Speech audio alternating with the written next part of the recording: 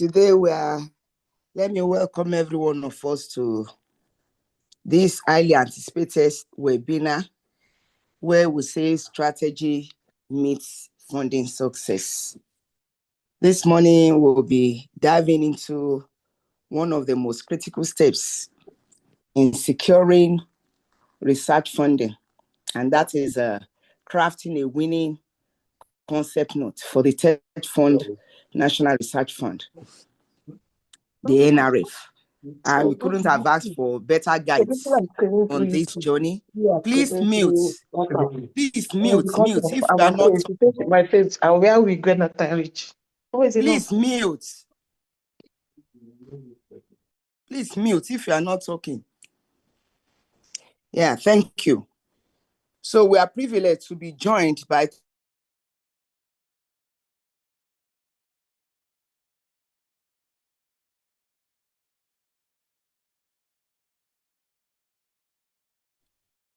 it translates, into successful grant winning experience. And first, we have Professor Babalola, Professor Chinedum Peace Babalola, and we also have Professor Christopher Akimbile. The two of them have helped countless early career researchers to turn their good ideas into fundable proposals.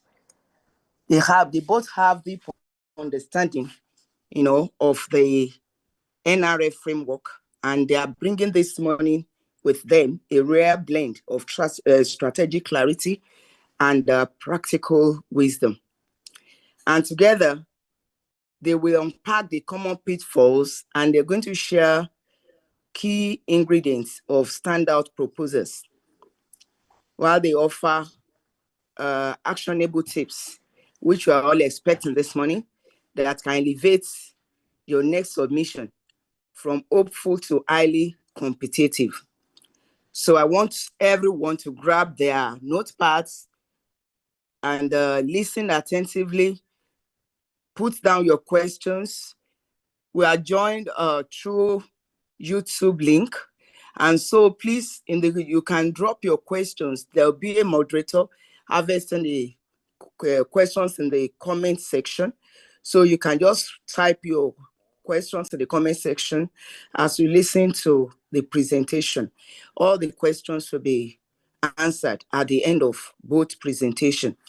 And before we go into the first presentation, I just want to give a quick profile of Professor Chinedum Peace Babalola. Professor Mrs. Chinedum Peace Babalola ni Ayambuike is a distinguished pharmacist, academic leader, and trailblazing scientist. She holds B.Pharm, MSc, and PhD in pharmaceutical chemistry from Obafemi Awolowo University, with further training from the University of British Columbia, Kilimanjaro School of Pharmacy, Purdue University, and a PharmD from the University of Benin. She's also an alumna of Lagos Business School's Advanced Management Program. Professor Babalola was the first female pharmacist to become a professor at the University of Ibadan and the first female dean of his Faculty of Pharmacy. She served as the Vice Chancellor of Chrisland between 2017 and 2022, where she expanded enrollment and led key academic and intellectual transformations. Our research focuses on pharmacokinetics, pharmacodynamics, pharmacogenetics, drug analysis, and novel dosage forms. She pioneered pharmacogenetic studies in Nigeria, revealing genetic markers affecting drug metabolism in HIV and sickle cell patients. She has over 130 publications and several patents.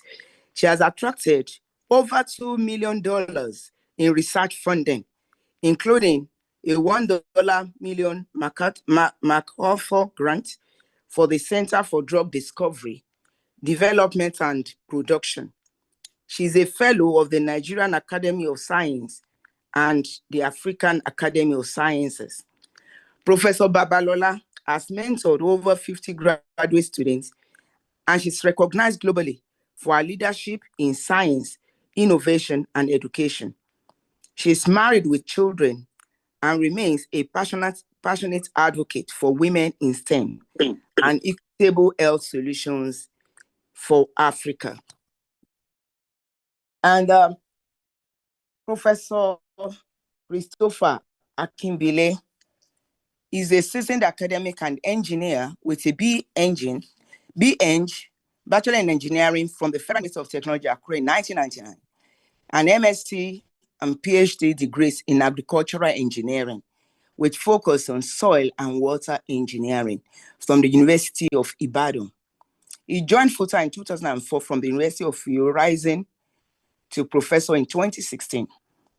He has held fellowships and visiting scientist positions across the globe, including the University Sains Malaysia, University Putra Malaysia, and through tours in France, Mauritius, and China. He's a recipient of multiple international awards and fellowships from institutions in Israel, Germany, and Netherlands, and South Africa, among others. Professor Akimbele has over 100 publications and won the Wiley Top Cited Article Award from 2020 to 2021. He has supervised over 100 undergraduate and 27 undergraduate students. Professor Akimbele has assessed academic promotions globally. He delivered FUTA's 135th inaugural lecture in 2021 and holds 2 patents. He serves on several national and university committees, including TETFund NRF Screening Committee and the National Research Fair. He has contributed to NUC accreditation and the UN program and has represented Nigeria in international climate science and security forums. A fellow of Nigeria Society of Engineers, NIAE, ATPS, and other professional bodies. He's a current registered and editor-in-chief of PASAE and NIAE newsletters. Within FUTA, he has served in various leadership roles, including chairman of the Sports Council. As ordained minister, Professor Akimbele is married with children. His hobbies include reading and watching soccer. You can agree with me that we have seasoned experts this morning and seasoned professors that are going to take us through the tips to writing successful concept notes for TETFund NRF research grants.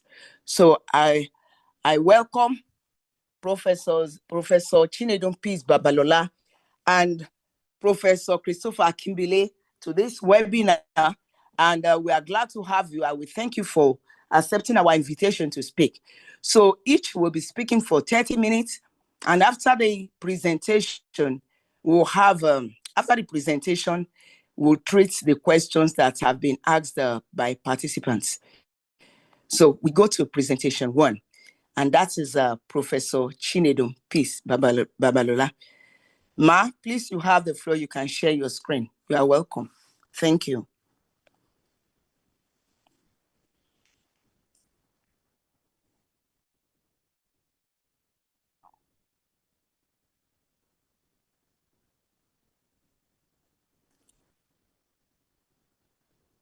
Professor Babalola, please, can you hear me?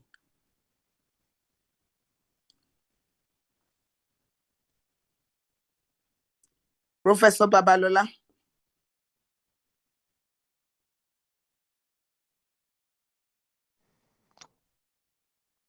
Hello, tell her to unmute herself. Professor Babalola, please unmute yourself. We cannot hear you. Professor Babalola, unmute yourself. Please, I want to use my laptop. I have to No problem. Unmute It's all right. Okay.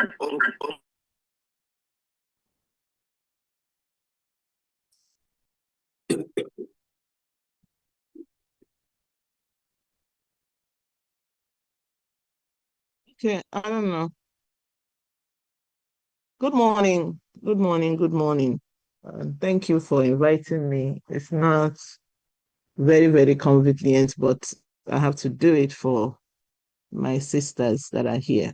And I thank you for inviting me. I know we know a lot about research grant, right?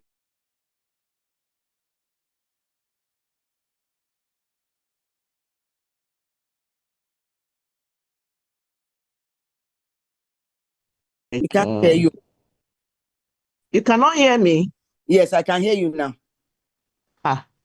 So permit me to rush one slide from Professor Farumbi. You know, we run grant writing too in Chrisland, and I've invited, he does that. So I just want to tease our brain a little bit. I'm going to rush it. I'm really going to rush it so that we can have an idea. Can you see this slide? Can you Yes, see? we can. Yes. Yes. I'm just going to rush it in 5-10 minutes just to refresh us. All right. So we know the definition of research. I'm going to just point out salient areas. We have what we call survival research. We just want to survive. TETFund has announced we must survive by force, by fire. And then we have racking research. So these are questions you need to ask yourself. Why am I even doing this that I'm doing? So I think we should go to the third one, which is translational and innovative. That is what TETFund is based on.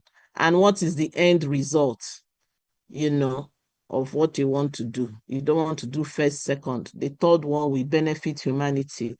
And that's where my brain is these days. We must be problem solvers. Even when I teach my students to be problem solvers. Don't just everybody is doing TETFund, let me also do TETFund. I don't even think there's a lot of money there for personal, gratification and all that. But what can I use? 50 million, no matter how you look at it, is still a lot. And nobody gives you 50 million, but at least something close. It's still something. So what can I use it to do to solve problem while improving myself? These are different stages which I won't bother us with. So proposal is it's also called protocol. It's an art. It is an art. That's the truth. And you look at the background information existing. There's nothing new under the sun. I must tell you that. So you have to look at background. I was talking with my mentee yesterday about a plan that we want. Our team is putting up. I won't be there because there's conflict of interest on sickle cell. And I keep saying, what's new about this? This thing is in the market. So I want the innovation. What is the new knowledge? Very important. So we can't know new knowledge except you look at existing knowledge. So I asked a lot of questions because they want to submit too. What's the new knowledge? Okay, what did this other PhD student do? Then we said, okay, he looked at plants that had never been reported before for sickle cell, and we did find some useful. So what's the new knowledge? This thing we want to do, the drug is already in the market. Oh, they use the seed. Now I want to use the leaves. So these are questions you must ask. If you don't have background information, you won't be able to get new knowledge. Now, how do you plan to do it? That's methodology. What will it cost? That I'm just putting it simple. If you think about it this way, it becomes quite simple to you. What's the new knowledge? That's objective. How do I want to do it? That's method. How much will it cost? Just ask yourself simple questions like this. How long will it take me? That's timeline. But when I come to you now and tell you objectives, methodology, it will be sounding, I've already heard it, but simplify it to yourself and you will find out that it is. How do I want to disseminate it? Okay, like I said, it's an art, good writing will not save bad ideas, but bad writing can kill good ideas. So note that last point. Like I said, I'm rushing. I will ask his permission to give you this paper. And then why do you have to write for grants? Because you need resources. I suffered during my PhD, master's level, PhD, I suffered a lot before we collaborated with a group that had grants. So you need access to resources, you need equipment, you need to travel. This will help you to when you are doing your your budget. This particular slide, it's also an institutional tool, to promote yourself and the institution, and it helps you to publish well. You need to think deep. You need to think and then put those ideas into writing. But how do you communicate? Very important. You need teamwork. Only few grant applications pass. I don't know the percentage now. They just released the one we did treated last year. I know Futa came third, so we clap for you. Mina came first. I can't remember. I can't believe we have those records. They're our guys. This whole thing, So so don't be discouraged. When you fail, you rise up. I've had so many failures and I rose up. Understand the game. Understand the game. So study NRF TETFund very well. Start early. Like our group that's not a proposal right now. We've been on it. We were not thinking about TETFund. We're not at all. But the proposal is almost ready. The components we know. The title is a gateway. Once we read the title, it tells us the story, even on your concept note. And don't be vague. This is an example of good and vague title. Survey of sexual behavior among young people. Sexual behavior among adolescents in Nigeria. Prevalence of COVID-19 infection. Prevalence of COVID-19 infection among health workers in Nigeria. Introduction, statement of the problem. What's the problem we want to solve?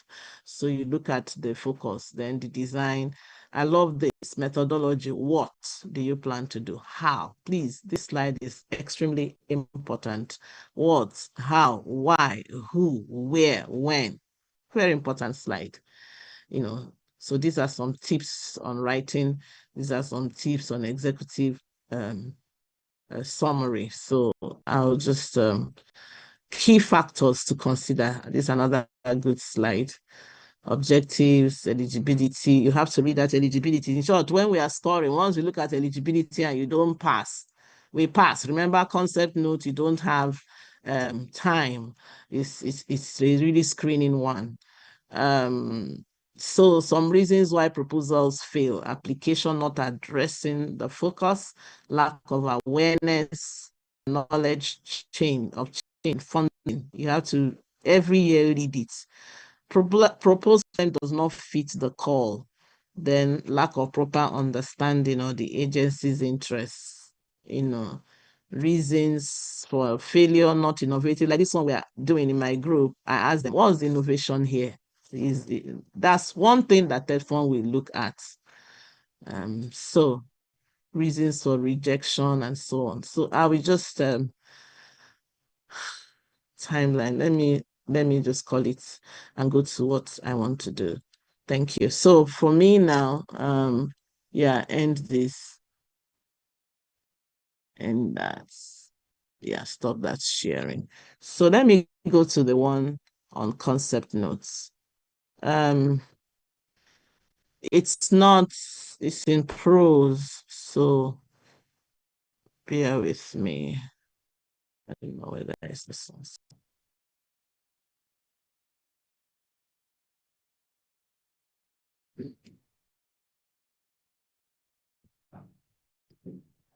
So this is the call, which all of us have seen.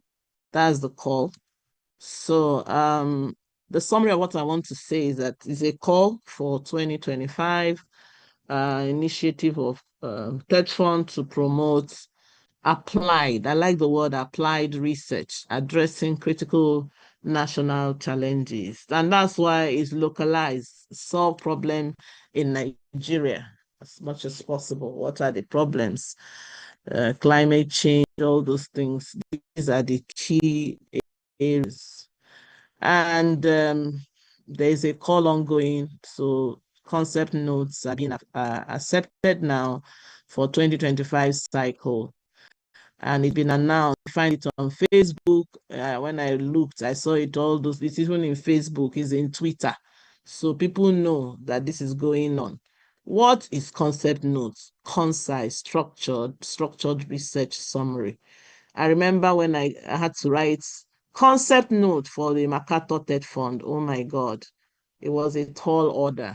We will write, we will write, we will write. That was a real experience for me. And MacArthur is international. It was a huge experience. I can, if I open my laptop and show you the various versions we had, you will be amazed. So um, it's just what it is, concise. People should read it and just get the gist of the matter. Let me tell you, each of us will be assessing more than 300 concept notes within a specified time.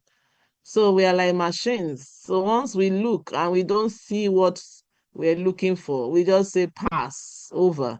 The slides I showed you showed why people fail, you know. All right, don't forget, it's Nigerian money by taxpayers. Think about it. You don't want to waste taxpayers' money. And these are all the different sections you can work on. There are 3 thematic areas, which I know you should know by now, and how you want to submit. All right, let's go. I've said it's concise, it's structured, concise and structured. A clear problem to be addressed. What's the clear problem you want to address?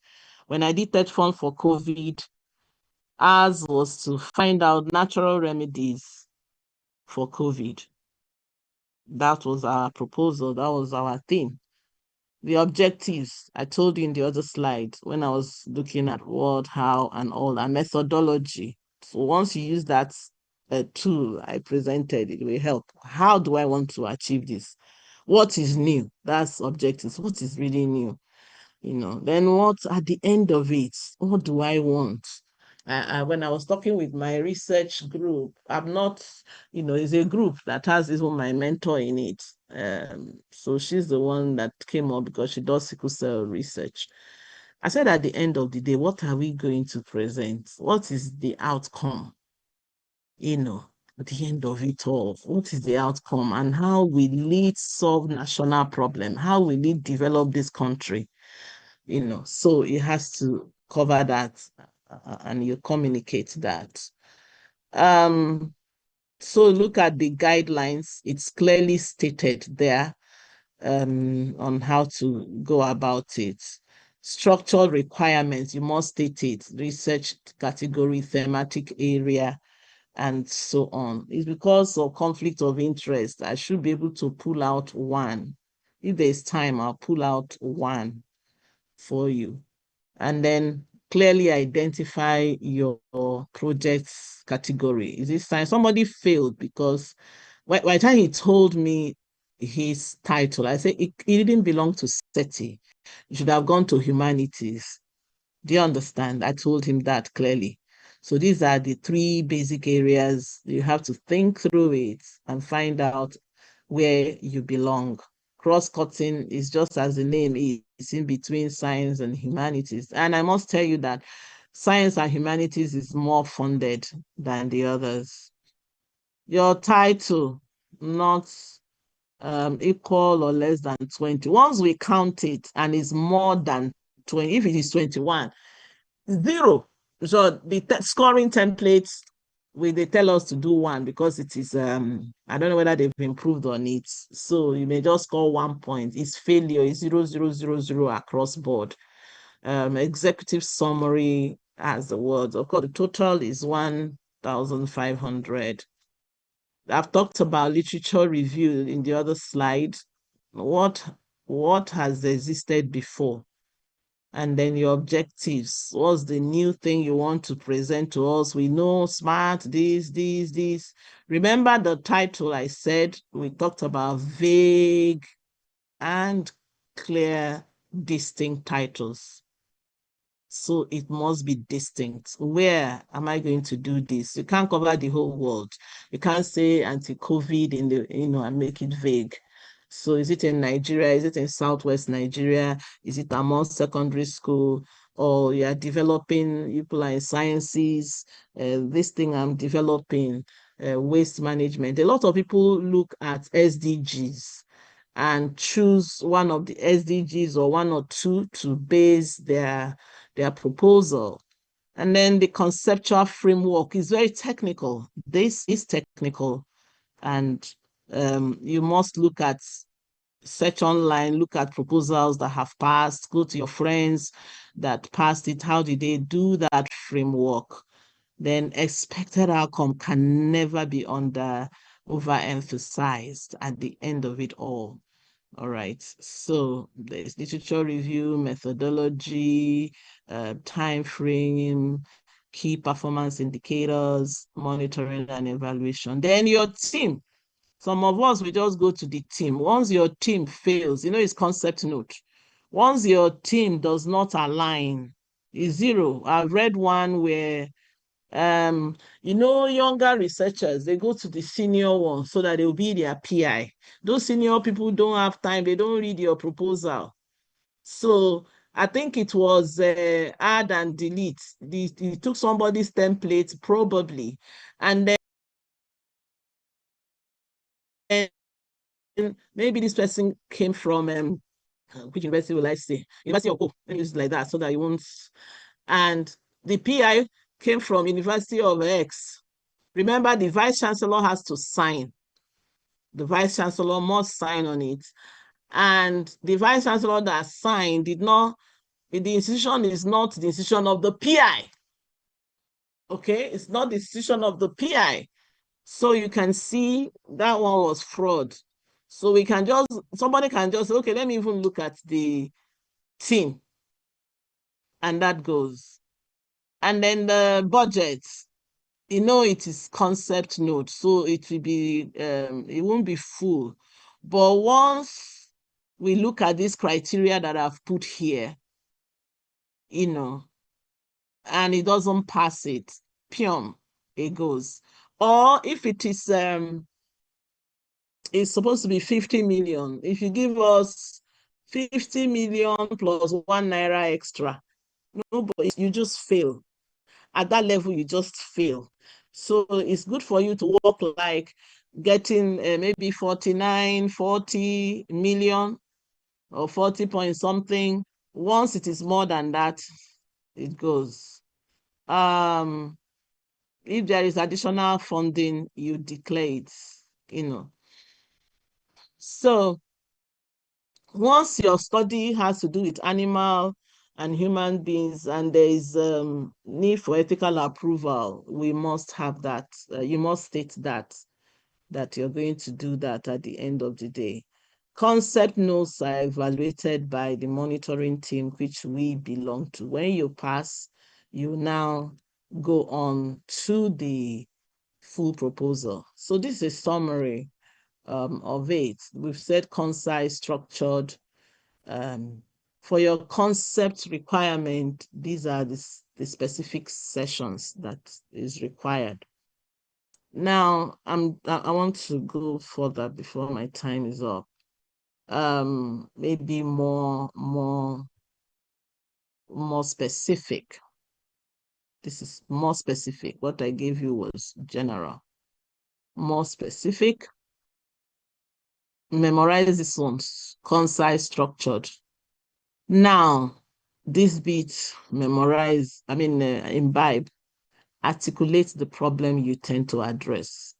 Highlight, remember the word highlight, because total was 1,500. Objectives and expected impacts. Showcase the innovative approach that you will use. Demonstrate feasibility. We also visit sites, and we visited sites where we saw that there is no way the money they gave them could have done what they wanted to do. Don't please anybody. And you don't have to do everything. You can do it in phases. Phase 1, I will address this problem. Phase 2, I will address. Some of them have shortchanged themselves. And unfortunately, there was inflation came in and it was bad for them. I really pity them. So these are the key places. Project title, not more than 20. You must reflect innovative. Executive summary, 600 words. Summarize aims, methodology, context, and budget. Keywords, very important. Duration is no more than 24 months. Background information, justify why the problem matters and its relevance in Nigeria. During COVID, there were a lot of, it was easy to design, define the problems. And many people do visualize conceptual note, and I love what I see. I'm really impressed by the way Nigerians are writing these days. They will give you pictures, so that can be attached. Apart from what you've submitted, you can attach the flow of information and what you want to do, the approach you want to use. It's either they describe it or they draw a model, methodology that you want to use, the output indicators. How many workshops am I going to do? What, how many labs, how many samples will I handle, and all that. So for your Gantt chart, please always note that timeline. The impact to the society. In some time, people confuse background with literature review. There is overlap between background and literature review. Background and justification, you still have to refer to what has happened before and now. Even though this has happened, what is the problem? Visualize when you're you're writing your PhD and you want to write an abstract. The first few sentences talk about background and the problem. That's what that is looking at. But literature review is more expansive. For TETFund, we dream innovation. And we talk it, we dream it. We talk it, we dream it. So if it's not going to solve our problem, if it's not a new approach or new thing you're trying to produce, then you really forget about it. Your budget is not a time to make money. These days, when you are putting budget for traveling, be sure. Don't go and say, I want to work with people in Mina. By the time you go fly by air, how many times your money is going? So find out the best way and the best places to operate and who you want to collaborate with, so that you don't spread yourself too thin. These are examples I've seen. Your research team, multidisciplinary is what we look out for. Gender, they will always put gender there. We just see some people, you just attach people's names, the declaration, whether there are other support systems, you write it. Overall, it should not be more than 1,500 words. So from my experience, I don't know whether this would show or whether maybe when he talks, but we do have a scoring guide that I'll quickly show us and leave it there. How many have I done? 30 minutes? Hello, are you hearing me? Jesus is Lord. Yes, we can hear you. I can hear you, not really. You have 10 more minutes. Oh, okay. And I was rushing. Let me share this scoring guide. I don't know whether it is proper, but I think I should share it. I hope I'm not sinning, Professor Kimbili. There's my scoring guides. Okay. This thing, I need it to be bigger. Can you see it? It's tiny somehow, but can you see it? Yes, we can see it. We can see it. All right. It's a bit tiny, but this scoring guide will help. Title. You can write it down because I'll find whether I can give it to you, but title carries 3 marks maximum. thematic area, because if we look at your title and you put the wrong thematic area, you know, those type of things, 2 marks. Background to the research. So you see this scoring, all these things must show in your concept note. This is concept note, not full proposal. This is concept note scoring. It's over 100. And there's a spreadsheet for it. And so that background and justification is 10 marks, but divided into small marks. The justification alone, relevance to Nigeria's development, 4 marks out of the 10 marks. Other small things, motivation, research gaps, ways to address, 2 marks, 2 marks. But look at how it's going to solve Nigerian problem or develop Nigeria, 4 marks. Statement of the problem. Stated, this is the problem. Sorry.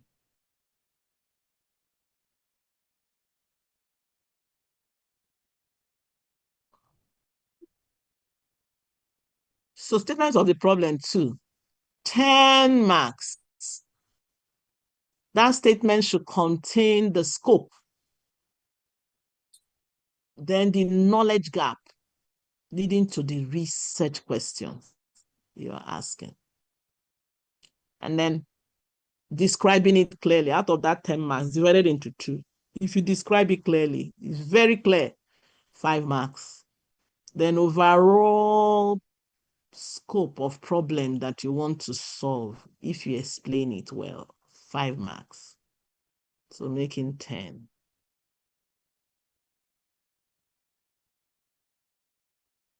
Objectives, 10 marks. So some of these things carry a lot of marks. 10 marks divided into 2. When I'm reading it and I don't see many people just go straight to the specific objectives. That means only 5 marks you will get. So please note, it's only 5 marks you will get. Your main objective is tied to your title. That main goal, that's what tells me what you want to do. Just getting it alone is 5 marks. I mean, yes. No, it's 4 marks, sorry. 4 marks. Then your specific, which should be smart, 6 marks. Remember, people don't have time. This thing made me not to, it came when I was disengaging from Chrisland and it affected me. I couldn't write my memoir because I was scoring concept. No, it just landed the same time. I know I didn't sleep for days and nights. You sat on your table. I think there was a day I sat for 3 days. I couldn't do anything. I couldn't read my memoir. I couldn't correct it. And I've not written it till now. So it's a lot of work. A lot of sacrificial work we're doing. Don't think that the money, sometimes I say the money they pay us is not commiserable to what we do. Then your research question. So you need to befriend those in social science. Some of them know some of these terms more than we do in science, you know. They know all these concept notes, concept framework. That's the way they are wired. So you might need to visit them to help you. Theoretical framework, they know it. Those in social science, they know it more than science people. So the research question, like I said, good enough, people have won these grants, so you can befriend them and look at their proposal. I don't have time. I have a few I've put here, like 2. I don't know whether there'll be time to share it. Brief literature review related to that work. Brief. And it should tailor it. Don't just make it abstract, not related. It must be related. The theoretical framework is very technical. You know, description of the theoretical basis of the research problem. You see, there's as if there is a lot of tautology here. You have concept, you have theoretical, you have research questions, you have objects. Somehow they are interwoven, you know, but you must differentiate them. Description of the theoretical, what's the theory behind what I'm going to do? If I'm talking about drug discovery, what's the theory?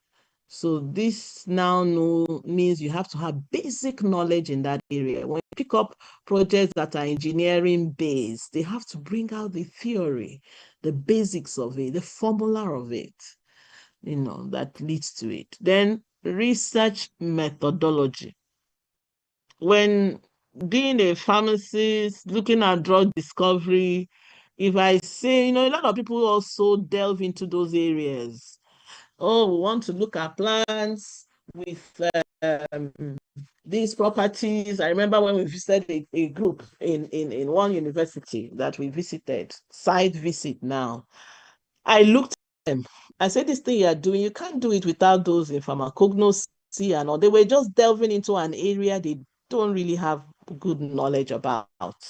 Of course, the methodology was flawed. We could see they didn't even understand. You want to get a look for natural products for that will how will I put it? That will nullify drug addiction in youths. They couldn't. The method was really, really flawed. And I was wondering how they won that grant. It's possible they used people they know to write the grants, but they couldn't administer. It was obvious. So data collection, if you tell me now with 50 million, I will go to Abuja, I will go to Mina, I'll go to Zaria, and they will be wondering, how are you going to do it? So data collection, look at what is fundable. Expected results is another good one. People may just not even read anything. They look at your objectives, look at your method, they just go to expected result. At the end of the day, what will you deliver? Is it going to be an engineering tool? A lot of people are looking at agriculture, environmental, and when we go to what they fabricate, I say, how can this thing they fabricate make sense to Nigerians? So please look at it. Innovation, how different is it from other projects? Innovation is the meat in NRF. That's the gist. The estimated budget, personnel, and methodology. So we will look at that. Once it is 1 naira more, gone. References, not more than 5. Research team, a good blend. Seniority, at least minimum senior lecturer. The specialization, some people went to go and import people from other specialties that we know will not be able to do that work. Interdisciplinary should be there, and gender inclusion. So altogether 100. I will stop here for now. Thank you. Thank you very much, Professor Chinedum Babalola. We are very happy, and I'm sure people have participants have jotted or typed their questions into the comment section. But please, we'll have to go to the second presentation so that we treat the questions together. Thank you very much. So we have the next presenter, Professor Christopher Akimbile. Please, you have the floor now, Professor Akimbile. Thank you.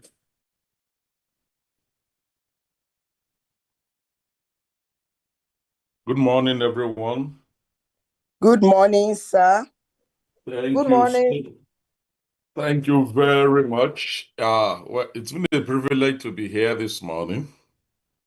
And I must thank the national president of this wonderful organization, OWSD, for this webinar. It's a privilege to stand before you and share some of our ideas with respect to TETFund concept notes and what have you. I listened with rapt attention to the presentation of Professor Chinedu. Of course, it's like we did the slides together, of course, and it's detailed and excellent. So I'll be talking briefly on the tips for preparing successful concept notes. She has actually captured substantially what we need to do. I will only just try and focus on a little area that perhaps maybe for time constraints she was unable to handle. But may I also inform you that just like he also mentioned, that the call for 2025 is out. It was declared open 1st of August and will be closing by the end of the month. So we still have, today is 9, I suppose. We still have about 3 weeks to prepare a concept note and submit it. And yes, for last year, of course, just before, immediately after the call for the 2025 was out, the federal government released information with respect to the 2024 call, the successful ones. Out of about 6,944 submissions, people who submitted for concept notes, only 158 proposals were funded. Only 158. And that tells us, if you look at it in terms of statistics, just 2.28% out of the total that was submitted were actually funded. Of course, the fee or the grants grew from, I think, 3.9 to 4.2 billion, which is an improvement over that of 2023. For 2023, out of about 5,000, above 5,000 concept notes that were submitted, 85 were funded. 85. So it's still below 5%. It is not to scare you. It is not to create fear down your spine. It's also to let you know that it is extremely competitive. And we need to really do our very best to ensure that what we are putting out is actually something that could be outstanding and could go all the way. You can imagine from 6,944 to just 158. And like Professor Chinedu mentioned, in 2023, out of the 85 proposals that were funded by TETFund, FUTA had 17, and that makes us to be ranked first.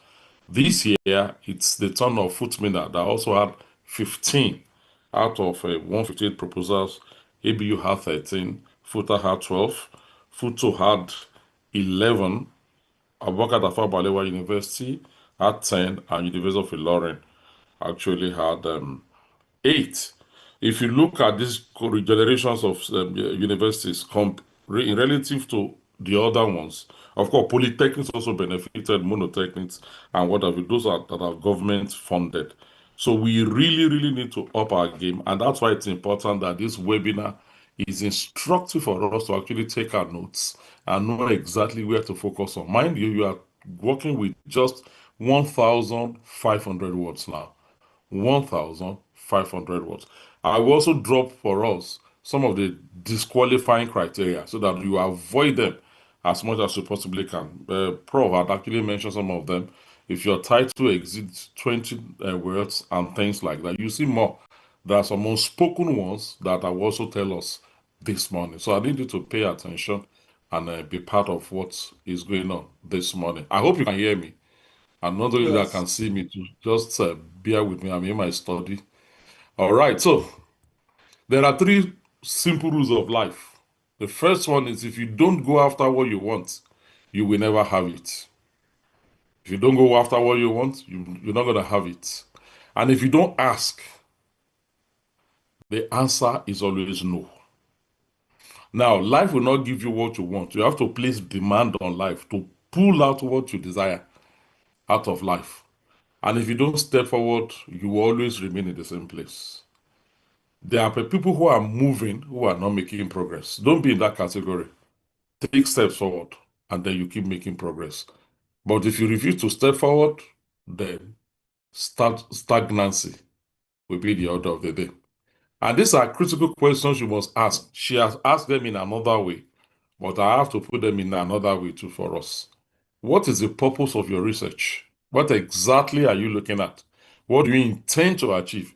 Is it a national cake that everybody should have, take advantage of? After all, it's our money. And then you also want to take your own bite out of it? Or what are you trying to achieve through your research? Are you trying to make a statement? Are you trying to publish? We have this slogan in academia: you publish or you perish. Or you are trying to actually solve a problem that will be of generational consequence. These are things that should bother your mind when you actually put together your concept note or your research, and then what do you want to learn or understand? How do you intend to go about it? Very important. What is the purpose of this research? Do you really have a full understanding? If you don't, what do you intend to do to fill the gaps, the knowledge gaps that you have? And then, are you supposed to solve a problem? You want to develop a new idea? You want to test a hypothesis? These are fundamental questions that you must ask. Just like Professor Chinedu mentioned, we believe so much in TETFund to solving problems and creating products, not basic research. In fact, one of the criteria is once your proposal is addressing basic fundamental whatever, you pass it, you disqualify it. Assessment of reliability of road transport network, we just drop it. Or we want to do structure questionnaire to look at how many people are going to the market. Those are not the kind of thing that TED Fund will actually want to put 50 million or less on. And then what will be the end products? Are you creating a product or you are creating more problem? Are you just going to add to baseline information or you are going to create a kind of innovation that will bring about ingenuity that will ease burdens on some people? These are some of the fundamental things that you must, or questions you must consider before embark on your research, let alone starting your concept note. And information I'll be given to us about concept note is just a concise document. And since it's a very small document, you must be able to convince. I had one colleague telling one of our mentees during the seminar that if you cannot speak and convince me in 5 minutes, if you speak for 50 minutes, I'm not going to be convinced. So you should be able to, with a compelling way, convince whoever is going to read you. You are not there, but your work should be there to speak for you. By the time they are taking it and they're looking at the title, they're looking at the thematic area, they're looking at the categories and all that, convince us that there's stuff in what you are doing. Because just like Prof mentioned, we have over 300 that we're going to be doing within a very strict time, so that because there are timelines for all the activities. Look at the one that is just coming out last week that have been concluded since last year.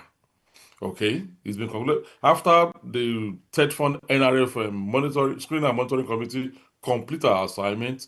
You now send it to the TETFund group. They also start their own work, trying to compare, ensure that nobody smuggles anything in, and because of course human beings are at the end of every of the process. Not only that, you now take it to maybe the people in R&D, research and development, to also, have their input. It gets to the ES. The ES take it to the board. The board that approves goes to the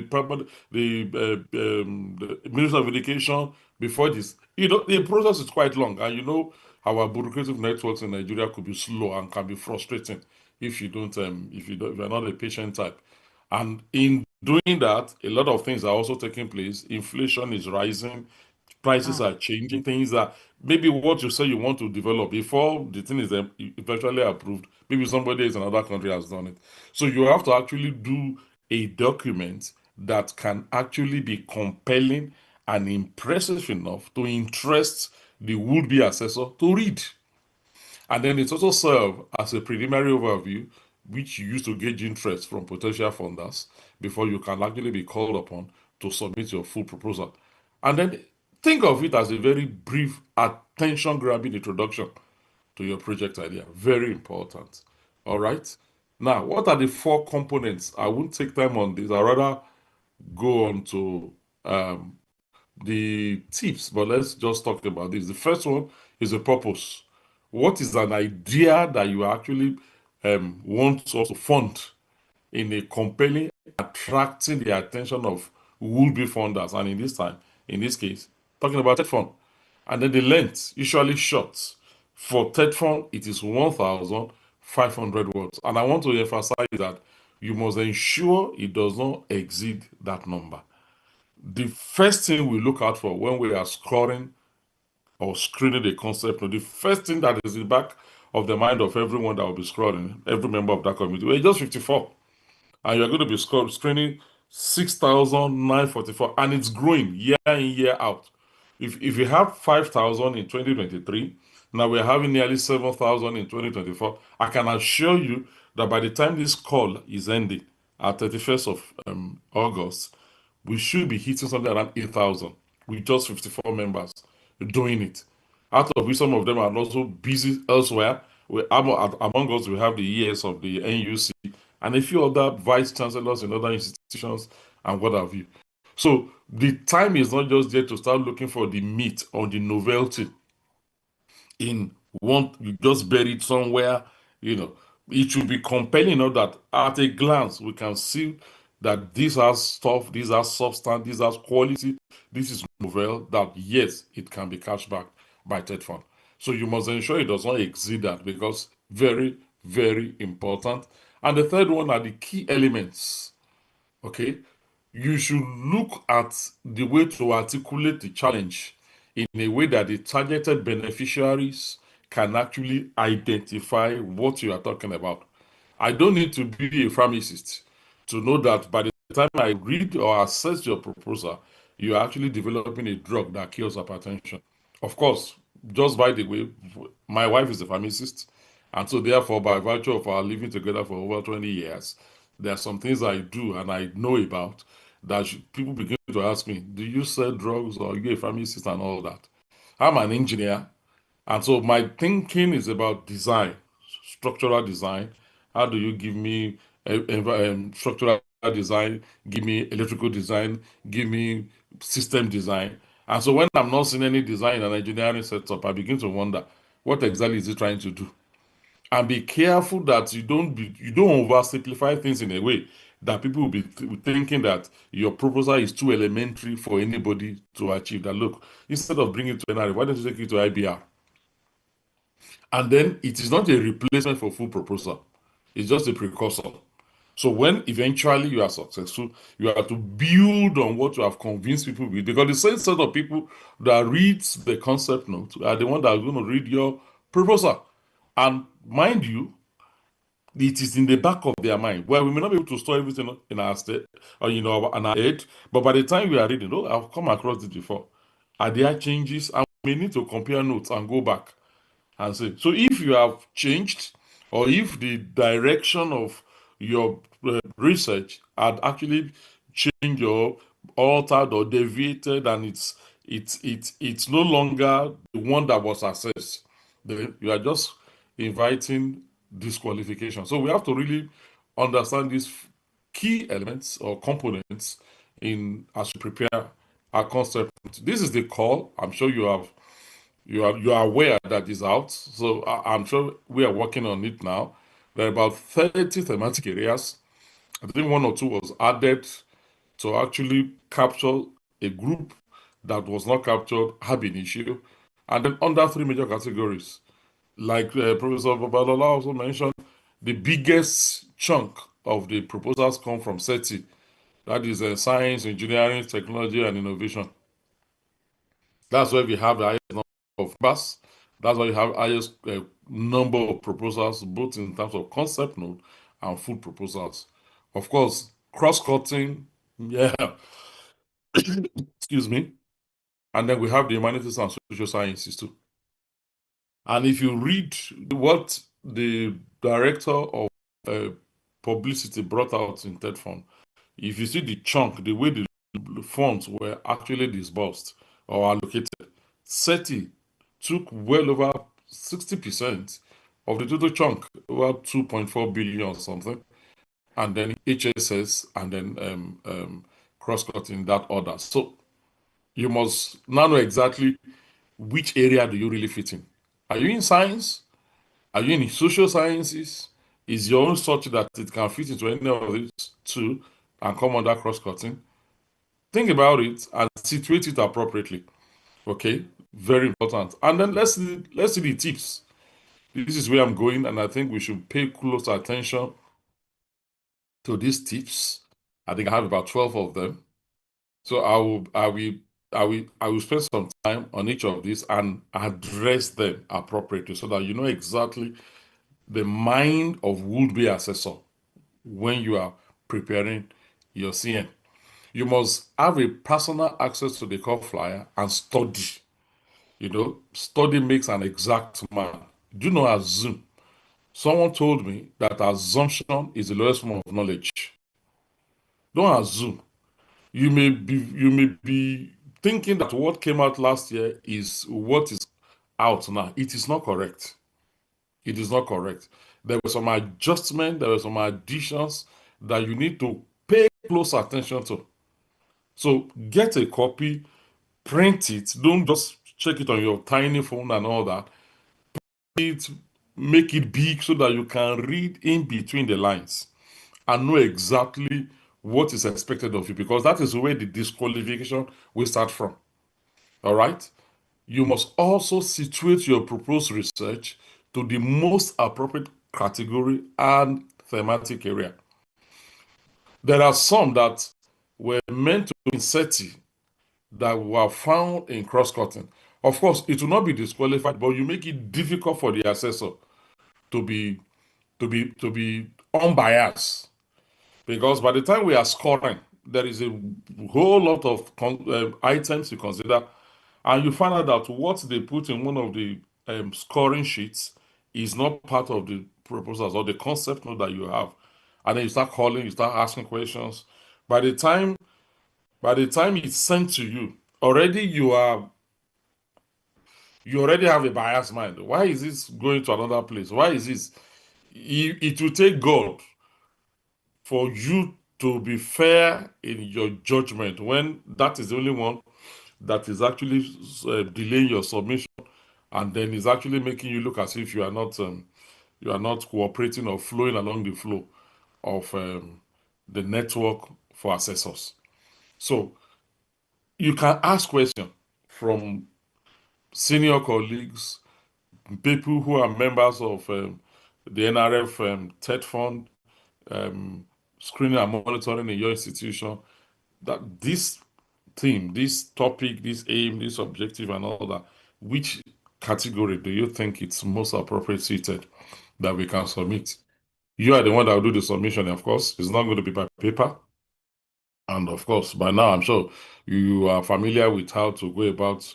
You have to register on the TETFund portal before it allows you access to submit. So that is very important. Then, my next, be guided by the rules of engagement with respect to restrictions. If you look at the pages on the TETFund platform, it's just 4. The first one talks about a summary, your budget, your information, blah, blah, blah. The next one, your title, your background. Prof have done extremely well in trying to separate background information, background of your research, and literature review. Because a good number of researchers, unfortunately, confuse that, and that actually affected their gradings. You saw the grading criteria and the sheets that was shared a while ago. The introduction had its own mark, the background of the study had its own mark, the methodology had its own mark, and that is how people assess, because you will not be assessed by just one member. You will be assessed by minimum of 2 members that may not know one another. It is only if their marks vary substantially that they get to know one another and harmonize. They must have the same points. I mean, they must have the same opinion on your work. That the difference between assessor A and assessor B must not be more than 10 marks. So if I'm going to assess a particular proposal and I score the proposal 40%, for instance, and Professor Chinedu is assessing the same proposal and he scores the proposal 62%, then we will know one another. Why are you scoring high? Why am I scoring low? Where are the areas where we have divergence in our scoring? And then we talk together, we harmonize it. We must be on the same page. And we're also at liberty to disagree completely. So if she's not shifting her ground and sticking to the mark she gave in an area where maybe I have scored very low, it is the chairman of the committee that will have the final say on that. So it is not that we are reaching a compromise. No, we don't reach compromise. We agree based on intelligent discourse on why we are scoring. I've had to have such meetings with a particular professional colleague that is not in a core agric engineering, just gave 1 mark. I said, no, this is not it. And I explained what I saw that resulted in the way I graded. He said, Prof, you are right, you are right. And then he adjusted his mark close to mine. We don't need to agree on the same mark. We have a liberty of plus or minus 10. And there are areas where I said, no, Prof, you didn't get it in that area. This is what I think is good. This is good in this area. This is good. This is of national importance or national significance. And I said, okay, that's true. For every mark, there must be, particularly when the gap is wider than 10, then you must justify your marks. So nobody award marks. Nobody give marks. You must score based on the guidelines that have been given. And then if your words are above 1500, if you have 1501, it will be disqualified. So you must do your word count. I was arguing on the floor of exit 1500. It should not allow you to submit. They said no. Sincerely, some of the ones I assessed, I saw people submit a concept note that are in excess of 4,000 words, particularly for a language I'm not going to. So that thing will flash it at the top of the concept that this is the number of words. So outrightly, you don't need to open it. Don't waste your time. You disqualify. If the figures and tables are also such that they do not tally, you don't disqualify on that. It only reduces the mark. But be guided by the rules. Now, you must also ensure that your research team is grounded in the work to be carried out. She also said that you don't choose based on sentiments.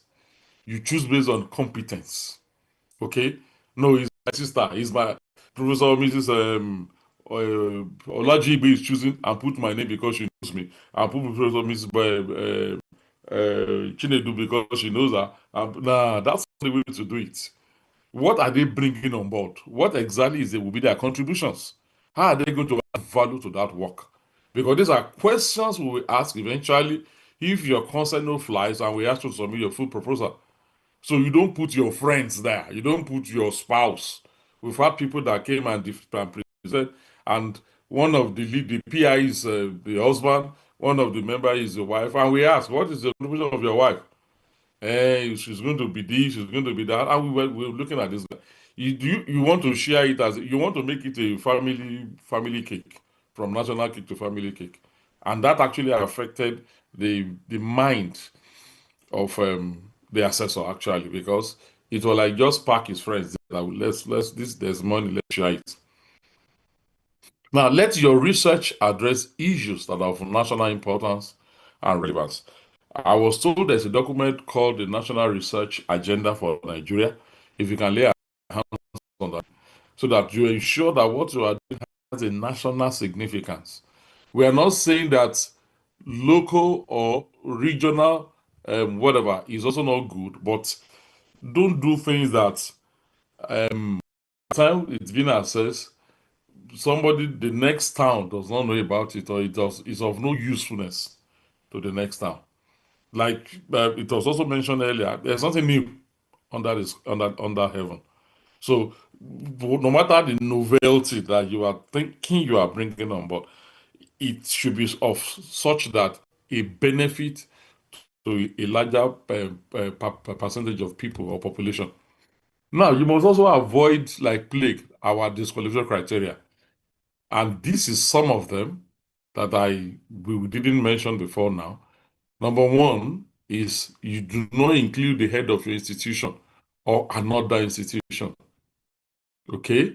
Don't include the head of your institution. Don't try to boost your chances by putting your vice chancellor or the deputy vice chancellor. There are people that were included. By the time the concept was submitted, they were not the vice chancellors. But by the time we are considering it, the fellow had now been appointed. It is permitted. It will be verified. But if someone who has been VC, in fact, the VC will advise you that in your own best interest, it is good you leave him or her out so that you can have the high chances or high chance of actually being considered. Number two, don't include any NRF TETFund committee members. The last call, I think my name appeared about 4 or 5, and I told those people, you are just inviting this qualification. Of course, I contributed to it. I was part of the research team. We formulated the concept and all that. But for the conflict of interest, no NRF member is permitted to either be PI or member of any concept note. So that does not mean that you cannot take your concept note to them for them to help you to look through and have this professional touch and the guidance and all that. But their nation not appear because it will be disqualified. We've talked about word count exceeding 1,500 words. It will also be disqualified. When you have a budget that is less than 5 million or greater than 50 million, it will be disqualified. How do we mean by that?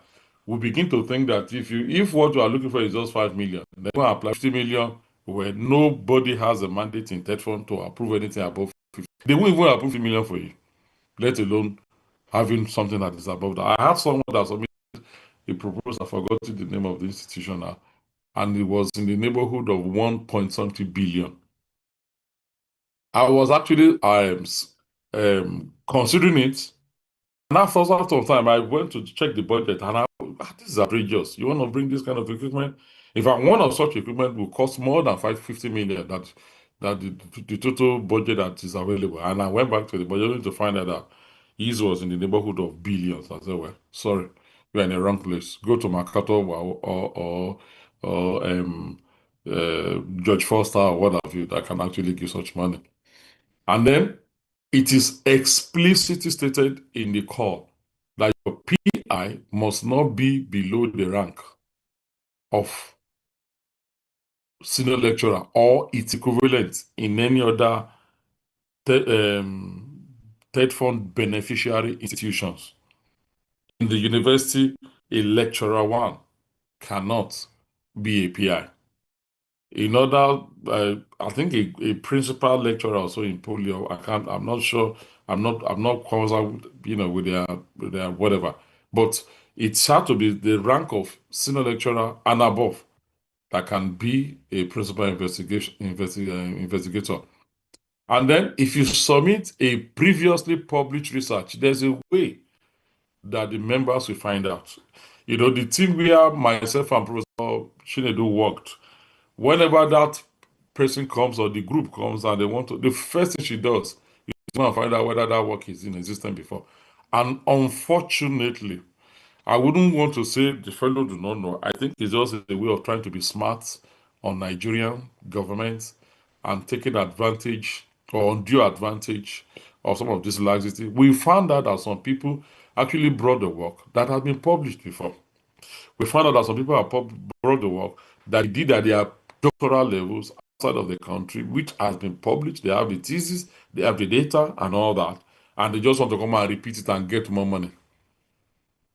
We've also found out that people are bringing their students' projects that the students should do, or research that have been used to get higher degrees, either within and outside Nigeria.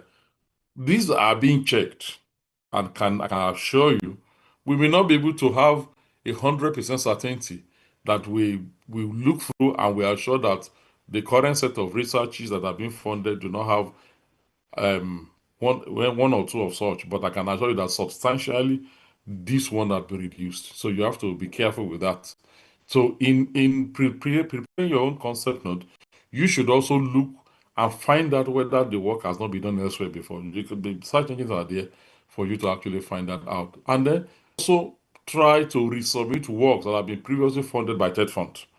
Maybe if TETFund funded it in 2000 or 2001, and you are bringing it 2021, sorry, or 2020, and you are bringing it 2026. Somehow, they found out. Okay, and then submitting previously funded work by other funders that have been published too. Please don't do that. If you are caught, it will just lead to disqualification. There are also very shallow researches, or the one with no local, regional, or national relevance. I've mentioned that earlier on. if you are doing baseline assessment, basic research, and all that, it may not fly with TETFund. Now, when the supply information based on the title of supply do not mix up with the background of the research, your justification, and all that. So what we are saying here is that you should supply your information based on the title. In other words, if you are going to put under SETI, let the title reflect that SETI is the most appropriate place to put it. And then don't mix up background. She's mentioned that earlier on with justification, with introduction, with literature review. They don't mean the same thing. So they are not, nobody's repeating, mere repetition or tautology. They have significance to your work, and people are actually conscious of this, and we'll ensure that we keep to that. Also, don't use old references, except they are foundational references that after that nobody had worked on them. But sincerely, you can still get references that are less than 3, 2, 4 years old. You should also consider the following in the choice of your research team members: the gender, Prof mentioned it, your institutions, your qualifications, the competence, and geographical spread. As you are considering geographical spread, you should also do that with wisdom. She had mentioned it. If you are picking somebody from Usman Fodio in Sokoto, and you are picking somebody from Futa, you are picking from University of Calabar, you are also picking from University of Adamawa, and then you say you want to do your work in Ibadan. By the time you start thinking, in fact, they will query you. You are put the money you are going to put on travel will be much more than what you should use in actually doing the research. So why that may not be a plus, as it were, don't also restrict it to your locality. Every team member is just coming from Futa, for instance, or from Futa and Ibadan. You Futa, you are Ife alone. You don't even have anybody from the middle belt, maybe Lauren or Makodi or something. Those nearby, or University of Abuja or something. So it has its own pros and cons, but you should find a middle way. And then your budget should be such that it can sufficiently execute more than 90% of your work when you factor in inflation. Because when we went on monitoring, quite a number of people were complaining about inflation because they gave the upper limit of what they wanted to do for their work.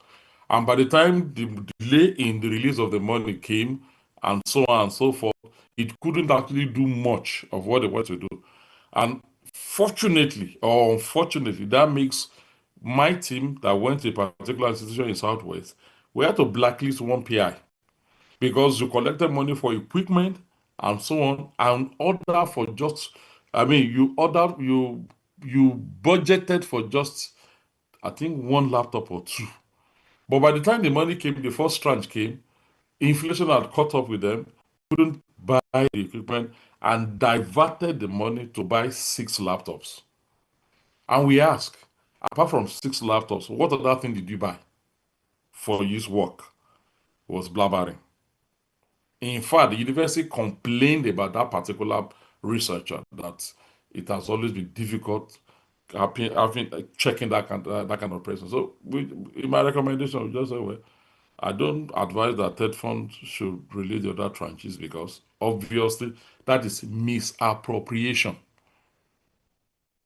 It was not in your original document that you are buying 6 laptops, and you say everybody took their own home, and many of them are not even on campus when we came. Is it that they are not aware that we're coming, or what? And you want us to untrust, believe you when we were told by TETFund to cite every equipment that was purchased by TETFund money, and there must be TETFund engraved on all the equipment, not written with pen or chalk that can be erased.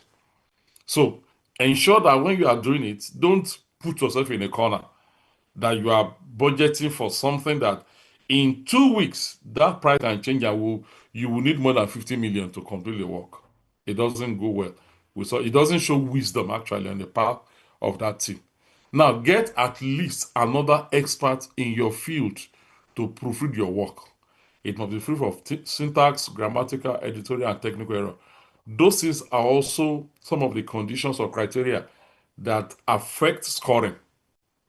When you are reading and the grammar is such that you are already having a headache, you're already tired, and you are reading, and yet you couldn't, you begin to imagine your undergraduate student won't write like this. It affects, you wouldn't want to even complete it. And then if you do, you just find a way of actually scoring and move. And remember, it is competition. It is competitiveness. So you don't you don't do a shampoo. I just gave statistics. Out of over 5,000 that submitted, only 85 were funded in 2023. Out of over 6,000, nearly 7,000 that were submitted last year, only 158. So the competition is intense. And so you have to pay out of the best. Your methodology, she had mentioned it, very important. It should be self-explanatory, it should be spot on, it should be easily reproducible. You don't put things that will be like, you should always have it at the back of your mind that, okay, what if you are in the area of pharmaceutical or medicine now, like medical sciences, you should have it at the back of your mind that maybe it is not how many people are in medical sciences that are in TETFund that will access. So do it in a way that somebody in your field can easily read and understand what you're doing. And perhaps they give to somebody in biology, for instance, though not in medical sciences, but also in life sciences, can also understand what you are writing. If you're in engineering, do it in a way that what if somebody in mathematics is asked to read your work?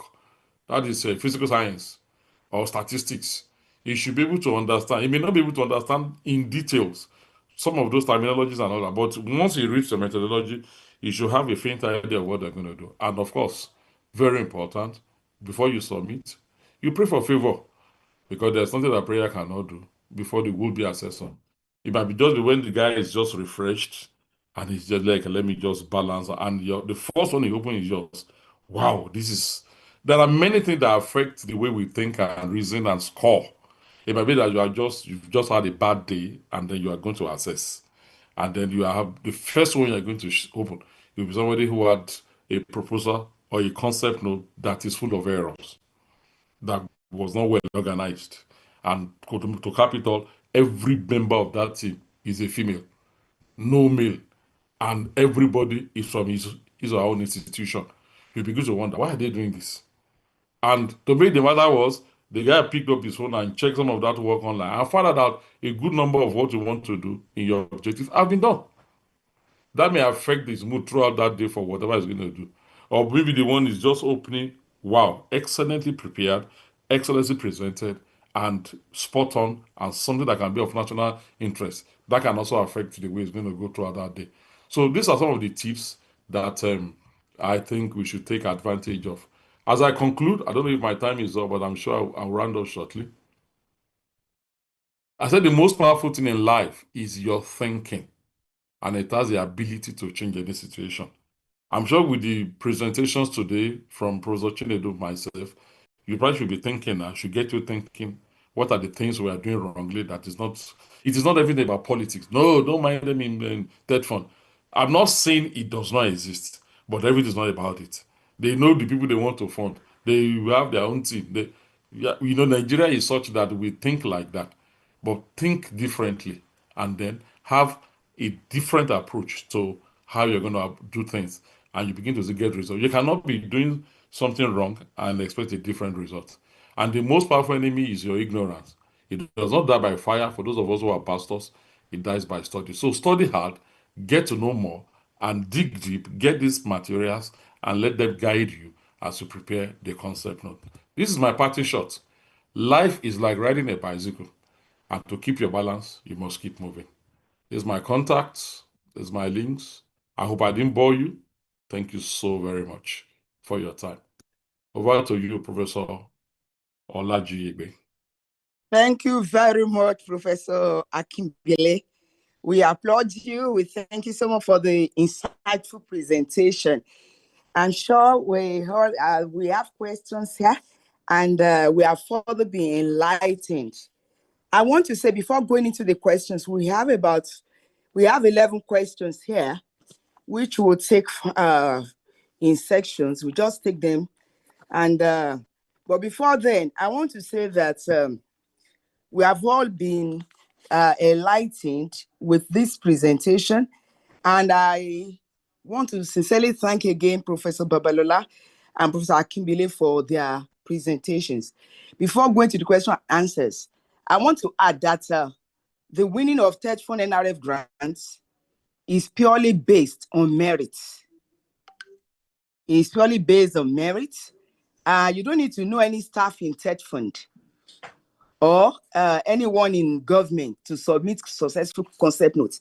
We have all listened to how the concept notes are being scored. So you don't need to know anybody before you submit concept notes and eventually win TETFund NRF grants.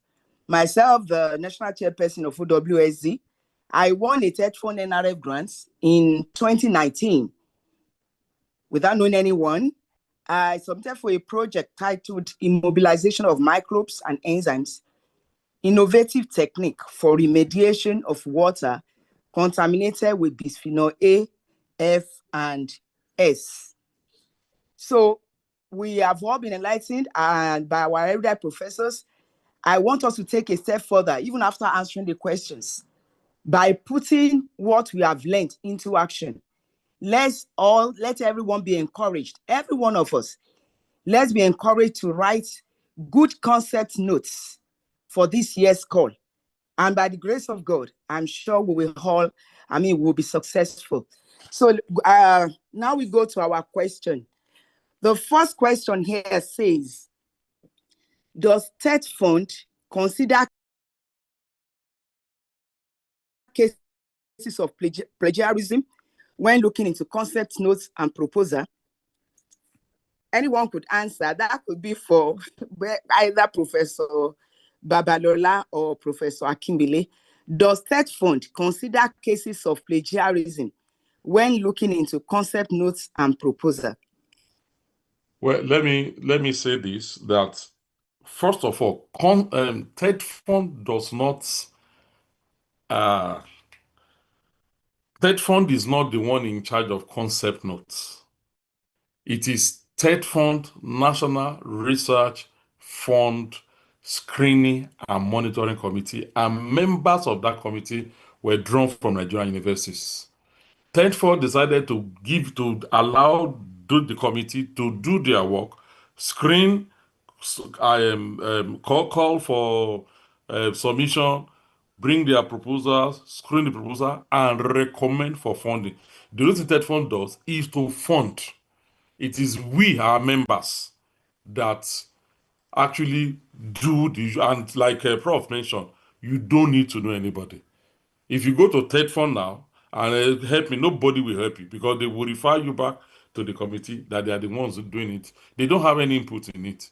So yes, with respect to the plagiarism check and all that, the committee does it. I think I mentioned it, that at every given point in time, for the concept note, it is checked to be sure that you are not repeating an existing work, the one that have been done before by you or any other person, that have been published, or you are picking somebody else's work that has been done somewhere that have won an award, and you are just changing the name. And because this is a global village now. The world is a global village. Whatever you do now and you put it online, before you know it, somebody in US, in Canada, in UK can pick it, and that will actually dent the integrity of the donor agency. So that's why we do our due diligence to ensure, as much as we possibly can, that you are not repeating an existing work and that the plagiarism, whatever, is such that you are not actually violating the rules. I think there's a certain percentage beyond which you could not fly. We may not have, I'm not sure if let me not speak for the leadership, but I think something is done along that line. You can't just push anything to TETFund and the committee will take it to Ukraine and Sinka. There's a preliminary check to be sure that what you are bringing is a bit novel and is something that we can consider. I don't know if Professor Chinedu has another thing or additional information along that line. Okay, yeah, what I want to say is, yeah, the plagiarism is a very apt question. I would say, to be honest with you, I really don't like plagiarism. That was why when we were handling the full proposal, my own job was just to search online. First is to search the PIs or the authors, and then what they have done. Has it existed? Because some of them will tell you it has never happened. It's a lie. You know, it might have happened in other countries. You now want to do it in Nigeria. So you have to design it in a way that will fit Nigeria. So when you are writing your concept notes and you're going to chat GPT and all of that, once we search, and searching these days is not difficult, it will be seen. We may not use plagiarism checker. We don't have time for all those things. We just put keywords online and it will pop out. First, I will even check what's your Google Scholar, check all that you have published. Some of them have done the work. They've done the work, oh, they've published it, and they are presenting it to TETFund. We went on site visit, we saw people, old equipment. You couldn't have bought it within the past 1 year, and they'll be telling you they just bought it. So integrity is also there, and plagiarism is part of integrity and morals. So it can be checked. It depends on who is reviewing, if the person has time, and I think it's easy to check, but not using plagiarism check. But if people have it, maybe they can check it. Plagiarism checker would be to screen all, maybe the 6,000 projects to see whether you are writing what somebody else has written. I don't think there is a provision for that. I don't know whether that answers you. Yes, thank you very much, Professor Babalola and Professor Akimbele. I think we have answers to that question. The second question says, is there a concept note form with the key points to be addressed, where the key points to be addressed are listed? Is there a concept note form? I don't think there's no form. I think I can answer that. There's no form for...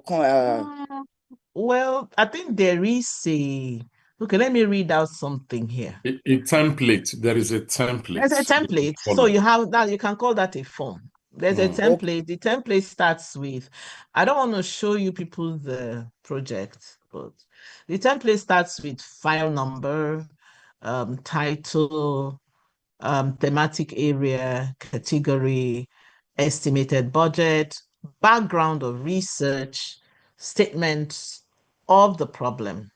I picked out one that stood out for me. Statement of the problem, objectives of the research. And unfortunately, one of the ones I checked, there was no main objective. So you're just going to get 5 marks maximum. One has only specific objectives. You're supposed to have the general objective. And I found that lacking in the one I did last year. I found that lacking. So people just go straight into the specific objectives. And then there's research questions. So you must know that you don't go and repeat what you put in A inside B. So a great understanding of these differences.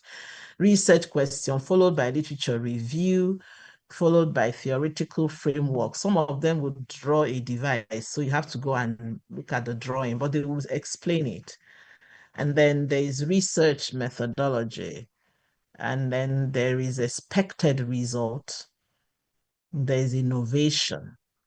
Then you have references, 5, just 5. Then you have the name of the principal investigator, you put the gender there.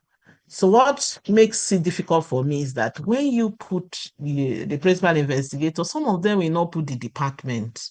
It becomes fuzzy. We don't know where he's coming from. We don't know which area of specialty. Then they have the research team. Please, when you are writing them, put their departments, their areas of specialty. Are they professors? Are they senior level? Once it is vague, then everything is vague. What are their positions? Senior lecturer, lecturer 1, this one, highlighted. Male, female. The departments will help us know whether it's really interdisciplinary. The addresses will help us know whether it is multi-institutional. And then once there's attachment, you would have put it there. So we go and check that attachment. I think that's what we have there. But right. I'll try and tease it out when I'm submitting my slide. Yes, okay. Sir, Prof. Yes, thank you very much. We have the next question. Is the TETFund call annually in August? Professor Akimbele, I don't think so. I don't think. No, it's Over. not enough. You know, a lot of factors go into the call. Mm. First, the committee works on the call, like we did, and then push it to TETFund to make it public. In fact, you will recall there was a time that a false call was actually put to the Yeah, public that does not have a yeah, date. Aha, yeah, that was a leakage from what we did. Okay, yeah. so we do our job and push it to TETFund. They are the one that has a prerogative to decide when is it going to start because they are the one that will pay. They are the one that will go to the press. They are the one that will go to the media and all that. So it's not maybe if in the last 2 years it's been like this, it may be a kind of a coincidence. 2024 call ought to have been out ordinarily by March. But because of the bureaucracy and all that, that's why it's, and then TETFund just had the board that is just settling down and things like that. So a lot of things actually go into that, but it's not usually in August. Okay. Thank you very much for the answer to that question. Then this next question says, good morning and thank you for the insightful presentation. What percentage of AI use is allowed, if applicable? What percentage of AI is allowed, if applicable? I think this is related to. Go on. Yes, I'm asking if Professor Babala is related to Okay, the. Okay. I think it's related to the plagiarism one in a way. Yeah, you know that AI also now has tools for determining AI write-ups, and I don't think somebody has time to do that. But if you have time, you can just copy and paste now into AI, and it will help you know whether there is AI. AI is not bad if it is well used. The AI you can think for the AI. Let me use that word. You know what you want to do. Think for the AI and tell AI what you want. If I tell AI now that I want to design a draw, I have already information. I've got this sample, I've got this knowledge, I've got this information from my research. I want to go forward and see how I can move it into clinical trials, into a product, maybe capsules, and so I'll have to feed AI what I already know for it. And once AI gives you something, the references can be so bad, so false. So you have to go. I prefer to use my Google search, get information. I can just tell AI, help me arrange this information. Let me put it into better language. I already have information. It's just help me rephrase it. Do you understand? But if you now go and generate proposal from AI, once we plug the reference, it will show, And again, when we check that kind of information online and it's not there, then we throw it out. We throw it out. Over, Prof. I don't think we have time to be checking AI. Yeah, I know. I don't think the explanation is absolute. Don't let it because once it is discovered that it's AI that does it, of course, it is it's calling for disqualification. It's But yeah, you can actually put in a crime.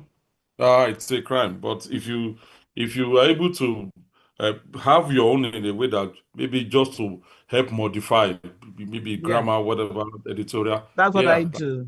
I have my that's okay. information, I give it to AI, just polish it for me. But most AI references are bad. They are false. Yeah, I saw a question. Are references included in the expected? Yes, they are.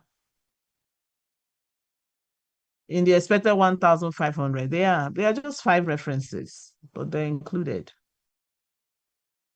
Like he said, somebody can just go to your paper and said, okay, let me use the references alone. Let me just check these 5 references. It depends on the side you wake up, like he said. Just plug the 5 references and see whether they're genuine. That's all. And once they are false, over. So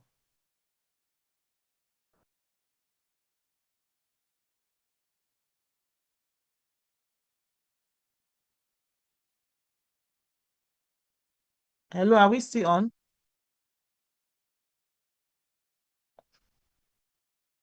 Professor Olajigbe, maybe the network. Yeah, we're still on. Oh, sorry. I didn't know I muted myself. I said there's a comment here before the next question. The person said, if we have been taught like this in the past years, we would have won so many grants. Thank you, Professor Akimbele, and we also thank Professor Babalola. So thank you so much for your presentations.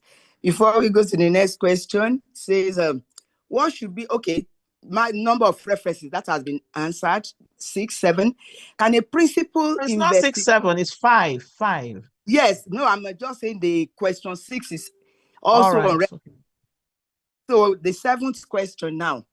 Can a principal investigator assemble a team outside their field of research to conduct a study? That's a dicey one. But they can't now. I think all of us can answer it. You know, when I started and I showed my first PowerPoint, I said from R&B, why are we doing research? Are you getting it? Yes. Why? Is it, why are you doing it? You know, is it survival research? That sounds like survival. Is it survival research? Is it just you just want to rack your brain research, or is it Why would I read one? This person is obviously not an expert in it. All the work should be done by O&G people. He is in microbiology. He went to go and gather people, professors in O&G who probably will not even know the science of what he wants to do. Somebody, a private practitioner in town who is practicing in town, and he was the only one that was not in the medical team. He's in microbiology, and it did not. The gaps could not be tied together. So why would you want to do something you're not an expert in? It's fraud. Thank you Does it very mean you much. don't have anything in your area that you can focus on? That's a good question. So let's move to the next question. Thank you, Professor Babalola. Can a proposal that was submitted before and failed be resubmitted after modifications? Certainly. Okay. Certainly, you can resubmit a disqualified proposal. Just modify it. Look at that's some of the things, the challenges that people have had with the committee over the years, is that there has not been any reason for disqualification given to the principal investigators, and we are trying to do that. But even at that, you can still look through and perhaps identify the gaps and then improve upon it. I've seen someone that did that in Futa. Excuse me, that submitted, it failed, spoke with me, I said, just polish it again and send it. And this time around it flew. So it is possible. Okay, thank you. Then another one, the next one says, what about research that has been conducted before and we try to change the sample space, e.g. environmental related issues? What about research that has been conducted before and we try to change the sample space, such as environmental issues? I'm not sure if mere changing of... Can you hear me? Yes, we can. Yes. I'm not sure mere changing of sample space is enough to repeat an existing or a previously done research. There must be more than just the sample space. Are you looking at other criteria that were not considered in the previously done research in addition to changing the space? Of course, if it's been done, let's say somewhere outside of Africa and you are bringing it to Nigeria, the environment, the difference in environment in itself is actually new, as it were. But what other things are you putting in that we may not make any member who is going to assess the concept to think that what we are just coming to do is to repeat what has been done maybe in Europe or in the US or something, in Nigeria. Because there's no novelty if you are just coming in with a research that's been existent before and you just change the sample space or you increase the number of your trials and all that and still do exactly the same thing. There must be more than that before before such can actually be accepted. Thank you. Okay. Thank you, So Prof. the game is novelty, innovation. That's the game. So if Okay. you are expanding, then add something novel to it. Thank you, Ma. Then this question says, what's the number of figures and tables allowed in concept notes? Well, Maybe the question. I don't think there's a specific number, but from the columns prepared in the on the template, you can upload about 4 or 5, but you don't have to utilize everything. Your Gantt chart is very important. If you are doing design, your experimental design is very important. And maybe one other information that can also be of interest that can actually support what you are doing. If you are loading that with figures, you may be surprised that your would-be reviewer may not even check your figures. Will be satisfied only with your presentation and will be okay. And some even with the figures, he's not convinced that you have the capacity to do the work. So the number is not an advantage, as it were. It is what is relevant to what you are presenting that is more important. I Okay. must tell you the truth that I don't think I was even checking any tables. Let me tell you, once you see that concept note, you will know the story. I opened one now, less than 1,000 words. So vague. Not that you need to populate nonsense, but just looking at it, it was really vague. Some people rush to just submit anything. So once look, concept note is just concise. When you see it, bam, it shows you what you're looking for. In short, the title alone is interesting. So I don't think I had time to look at any tables, or I did a few times. And sometimes when even those figures, I mean those framework that they draw, if it's engineering to be so complex, but when I read what you want to do, I can tell how concise it is. All right. Thank you very much, our eminent speakers. The next question says, are private universities part of NRF grants? If no, how can they benefit? You know, Or I how was in private university. I was in private university until a few months ago. They do not. So what I did, the one I had, you just add, I mean, TETFund permits that for now, that private universities can collaborate. So they won't be PI, but they can collaborate with PIs. There was somebody we interviewed during the full proposal, Prof. And I think there were two of them came anyway. The PI read a university, a public university, and the other one is from a private university. And that other one is fantastic. Is a brain. Yeah, I So remember. the two of them work together, and we check. We normally check. We checked and saw that they publish together. They do research together. But it's obvious that one from private is maybe the real Owner of the idea. owner of the idea. But we looked at it. They work together. They publish together. They do things together. Well, we just And they passed have the full it. grasp. They had a full grasp of the work. Yes, and they were able to. You could see synergy between two of them. Some people come no synergy. Some people come, they just bring one small boy. The small boy will bring one professor. So, is that right? so Thank you, those ones, Professor. yeah, they Thank can you, just Professor be Babalova. co-authors. Yeah, co-investigators, sorry. Is that right? Thank you very much, Mande. Thank you also, Professor Akimbele.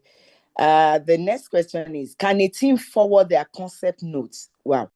Can a team forward their concept note to you for assessment before submission, please? Time. That's the question for you, for both I of you. will. Forward their concept note to you for assessment. They can try, but I won't promise. They can try. If I have time, I can. If I don't have time, I mean, I won't promise, but they can try. That's not a promise, but please, if you want to forward your concept note to our speakers, they said you can, but it's not a promise. Thank you. Then the next question, is it possible to revise? This has been trashed. It has been answered before. So another one, how do we know NRF committee members and exclude them if they don't tell us? If you are compiling, I told you that I'm involved in a team. So they are meeting today. A project I've been involved for almost a year. We were not even looking at TETFund like that. We're still going to present it to submit it for other grants calls. Immediately, we started thinking about TETFund. I told them that there's conflict of interest. I cannot be part of it. You have a team. How will you just go and import somebody's name? It's not good. It's not morally right. If that person, if you call that person stripped away, we'll tell you. In addition, I think every NRF member will tell you. Yeah. Because if he or she does not, it then means that your work is dead even on arrival. On arrival. So they will tell you, I told you I floated through and I told them they should exclude my name. I submitted the name of whoever I think is capable enough to do as much as this I one we're possibly doing now. Yeah, I submitted the name of my mentee, who is the best, and that's the person that is now I told them, no, you can't put my name. We are just 54 in Nigeria, and in Southwest we are only 4 in the entire Southwest. Myself, Rosine, are you serious? Yes, we are just 4. Myself, you, Professor Farumbi, and Professor Tony Ogudipe. That's all. That's bad one. Former VC of Unilag. That's all. In the entire southern Nigeria, we are 10. We are told, we have a lot of people from the north. We have a lot of people from the north. Over 45 from the north. But most of them are vice chancellors, former VCs, vice chancellors, VCs, and all that. So you well, will know. Akindele is one of our young intellectual members. I guess I'm the baby of the group. Yes, it is.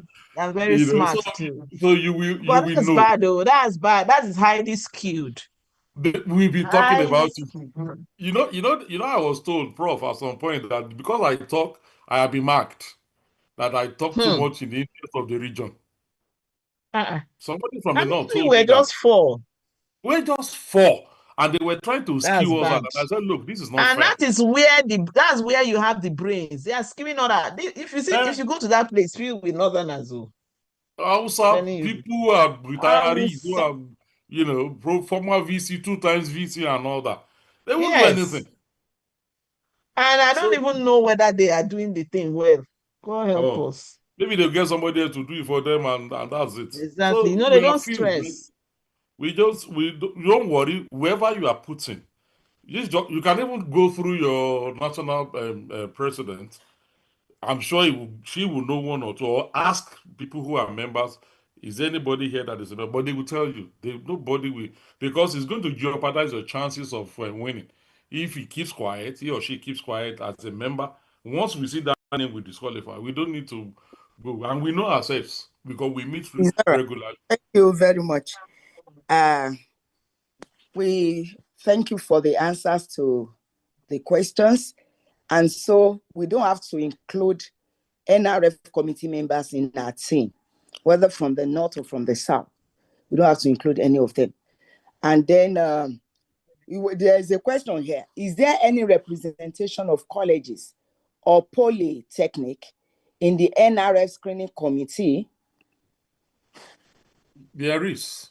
Every stakeholders, Poly, College of Education, NBTE, even the Nigerian Defense Academy, every of those critical stakeholders in the education sector are represented. NUC, colleges of education, board, and everyone is represented. Wow, thank you very much. So, and the next one is, please can a beneficiary of PhD TETFund scholarship also be allowed to be part of TETFund NRF grant writing team? Yeah, you can. Your PhD No, does but it may not not be prevent you. PI if you are a young Well, you cannot lecturer be now. yes. If you're a young lecturer, if you're below senior lecturer, you cannot. But that doesn't disqualify you from being a member of a team to submit proposal. Yeah, thank you. Thank you, Prof. Then the next one, main and specific objectives sound similar. What is the difference between the two? I think I Prof don't think had they're similar. presented. Over to you, Professor. I don't think think Prof that had presented that. Please, when the slides are made available, you can just read through. They are not Yeah, similar. they are not the same one. the main objective is your aim, the goal. Okay, so we have to rush now because of the time, and we're going to have only three questions answered. Others can be, we can send replies to this even after the webinar. 18, has TETFund concluded the 2025 call? No, the call It's is just out. open. The call is just out now. I will be closing on the 31st of this month for the concept note. Okay. Once that closes, we will assess, and then Okay. the successful ones will be asked to submit full proposals. Thank you, sir. Is the budget breakdown included in the concept note? And the final one, can someone submit a concept note on the hidden need of the institution where she has never published on?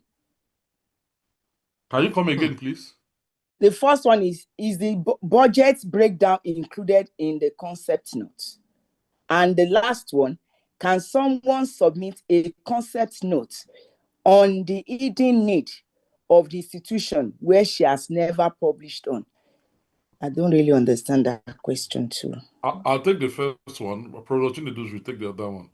The breakdown is not submitted in the concept note. However, when she made presentation, she told, because there's a percentage for each of the items that you must request for. And that will form the basis of whether the committee will recommend to TETFund to fund or otherwise the proposal.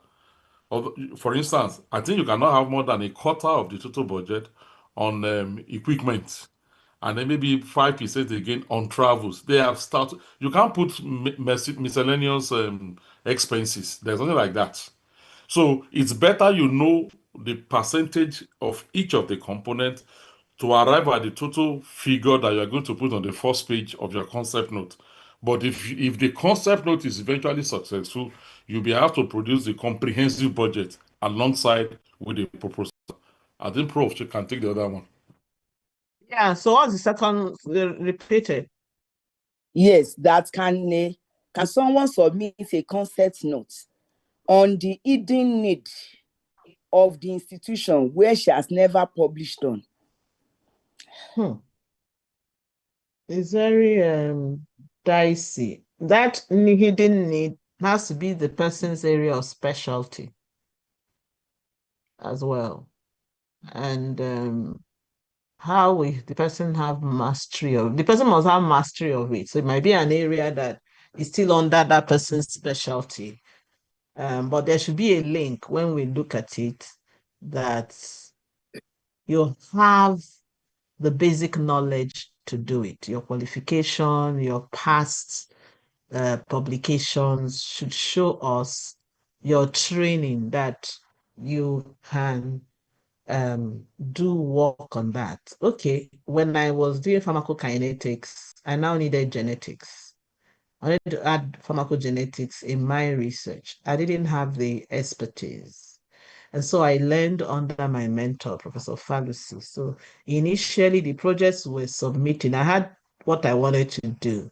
She hasn't done pharmacogenetics, but she's good in genetics. She's been in genetics of other things, but not pharma. So the two of us came together. I brought in pharma, she brought in genetics. I needed to learn genetics. And so the very first projects we were submitting, she was PI. And thereafter, I became PI in that area. You should grow yourself. Remember, always remember, why am I writing this project? Is it for survival of the fittest? You know, if it is a way that we really improve the lot of Nigerians, then get adequate knowledge. Maybe the person should spend 1 year, get adequate knowledge. It's not compulsory that you must have published in that area, but it can affect you if somebody decides to check. You Thank must you, have Prof. expertise in it. In addition, for every successfully funded TETFund proposal, there is 5% of such that goes to the university, which university will pull out as soon as your first tranche arrives at the university. So I do not know another hidden need that university after that. Yeah. Thank you, Professor Babalo and Professor Akimbile. Please, there is a question here. A concerned person wrote, we once submitted a concept note in 2020. It was accepted. Then we didn't hear anything. Please, what would have happened? Did the person attend the interview? The person did not write anything here. She just said it was accepted, but nothing Or the happened. person failed at the full proposal? The person did not state it here. So I think there's a comment here. Hello? Hello, Prof. My, Can you hear me? was the person asked to submit full proposal? No, she didn't say it here. She just said it was accepted and they didn't hear anything. She didn't talk about whether she went for defense or whether she submitted a full proposal. But a comment now came in that... How did she know she passed? That's what is not stated here. Our university should have handled that a long time ago. Okay. They have research and development that interact with TETFund. If such comment had been raised, even up to the management level, I'm sure the university will have handled that. Okay. So I think we have all heard now. If we have concerns, if after concept notes have been accepted and we didn't hear anything, this we should relate to the TETFund committee or monitoring and evaluation committee on our campuses, and then they can relate to TETFund. And another person said here, it will be good that TETFund adopts the method of sending feedback to researchers so that they know why their concept note failed. You know, there should be reasons for rejection so that they can use the comments to also improve their next submission. Noted. I think I think this committee is doing it because I remember this was extensively discussed. Prof, Okay. do you remember that? Yeah. That was one of the comments of some people that they even thought it was more like a cabal, and some people even reported the years to the vice president at some point and all that. I think from this committee, we are doing it. For those whose concept notes were rejected, I think the reasons were given. If not, I'm sure they will start from this call. Thank you very much. And the last question now, because we just have to round off. This one says, can one still lose out even after being invited for TETFund budget defense? Is it possible? Of course, it is. You heard, don't waste time. You heard the statistics Professor Akimbile released. 6,000 concept notes. So and so number went for full proposal. So and so number went. Why not? They're all screening stages. They will fail. Numbers. Quite a number would fail. From 6,000 to only 185 funded projects. So a lot of failure at the concept note stage, failure at the proposal. There are 3 steps. Failure at the concept notes stage or screening off at full proposal stage, and then screen out at the interview stage. I don't want to use the word. I don't want to use the word lose out. It's just you may not make it. That is not the end of the world. You just go again, pick it up again, polish it, and then you submit. Why it shouldn't be TETFund alone. I missed out in TETFund NRF in 2018. I took it to TWAS. TWAS funded it. So it's not losing out. It's just a learning process, a learning curve that we keep getting better day by day. Thank you very much. Thank you, Professor Babala and Professor Akimbile. Before we go to the vote of thanks by the National Vice Chairperson, I want to make some remarks. The total participants on this webinar is 187. It's a very good one. So thank you very much. Then they have all requested for slides from both Professor Babalola and Professor Akimbile. We need slides of the presentation. And please note that all recordings and slides will be on the OWSD Nigeria YouTube channel. The links will be made available on our OWSD WhatsApp platform. And on this note, OWSD Nigeria channel. The links with WhatsApp platform. Thank you very much. Please, I will hand over. I'm the OWSD Nigeria chairperson, not president, please. President is reserved for the international OWSD. We have international OWSD president. But for national chapters, we have OWSD national chairperson. Thank you very much. Over to Professor Chairman Wakama for vote of thanks. That's the OWSD Nigeria Vice Chairperson. Professor Chairman. Okay. Can you see me? Okay. Good morning, everyone. Good morning. It was a beautiful time. And I would like to, on behalf of OWSD Nigeria chapter, I want to extend our heartfelt thanks to our distinguished speakers, Professor Christopher and Professor Babalala Chinedu. It was a very short notice, but you made it happen for us, sharing your valuable insights and ensuring that we go home thoughtfully concerning these concept notes. We want to say God bless you because you've sparked a lot of reflection for us, and we deeply appreciate your time and the effort you've put to educate us. So I would like to thank you and every guest, everyone that made it to this seminar today. God bless you. And I wish everyone good luck as we put all this into practice to win more for our university and institution. Thank you, our national chairperson, for making this happen. And for every OWSD member, we want to say we are grateful. God bless you. More grace to your able for making this event a success. God bless every one of us. Thank you so much. Thank you, and have a nice weekend, everyone. Bye. Thank you. Bye. Bye-bye.